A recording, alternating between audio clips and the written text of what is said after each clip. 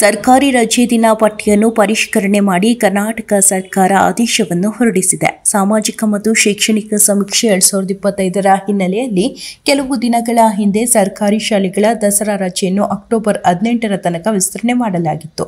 ಈ ಕುರಿತು ಕರ್ನಾಟಕ ರಾಜ್ಯಪಾಲರ ಆದೇಶಾನುಸಾರ ಮತ್ತು ಅವರ ಹೆಸರಿನಲ್ಲಿ ಬಾಣದ ರಂಗಯ್ಯ ಸರ್ಕಾರದ ಅಧೀನ ಕಾರ್ಯದರ್ಶಿ 1 ಸಿಬ್ಬಂದಿ ಮತ್ತು ಆಡಳಿತ ಸುಧಾರಣಾ ಇಲಾಖೆ ಆದೇಶವನ್ನು ಹೊರಡಿಸಿದ್ದಾರೆ.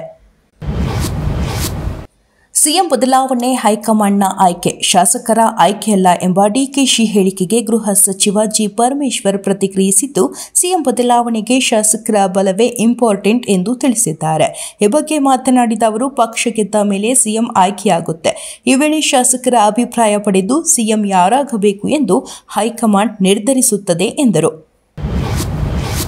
ಸೆಪ್ಟೆಂಬರ್ 27ರಂದು ಟಿವಿಕೆ ಮುಖ್ಯಸ್ಥ ಮತ್ತು ನಟ ವಿಜಯ್ ಅವರ ರ್ಯಾಲಿಯ ಸಂದರ್ಭದಲ್ಲಿ ಸಂಭವಿಸಿದ ಕರೂರು ಕಾಲ್ತುಳಿತ ಪ್ರಕರಣದ ತನಿಖೆಯನ್ನು ಸುಪ್ರೀಂ ಕೋರ್ಟ್ ಇಂದು ಸಿಬಿಐಗೆ ವಹಿಸಿದೆ.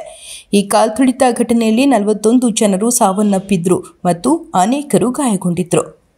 ನ್ಯಾಯಮೂರ್ತಿ ಜೆ.ಕೆ. ಮಹೇಶ್ವರಿ, ನ್ಯಾಯಮೂರ್ತಿ ಎನ್.ವಿ. ಅಂಜಾರಿಯಾ ಅವರಿದ್ದ ಪೀಠ ದುರಂತದ ಬಗ್ಗೆ ನಿಷ್ಪಕ್ಷಪಾತ ತನಿಖೆ ನಡೆಯುವುದನ್ನು ಖಾತ್ರಿಪಡಿಸಿಕೊಳ್ಳುವುದಕ್ಕಾಗಿ ಸಿಬಿಐ ತನಿಖೆಯ ಮೇಲ್ವಿಚಾರಣೆಗಾಗಿ ಸುಪ್ರೀಂ ಕೋರ್ಟ್ನ ನ್ಯಾಯಮೂರ್ತಿ ಅಜಯ್ ರಸ್ತೋಗಿ ಅವರ ನೇತೃತ್ವದ ತ್ರಿಸದಸ್ಯ ಸಮಿತಿಯನ್ನು ರಚಿಸಿದೆ.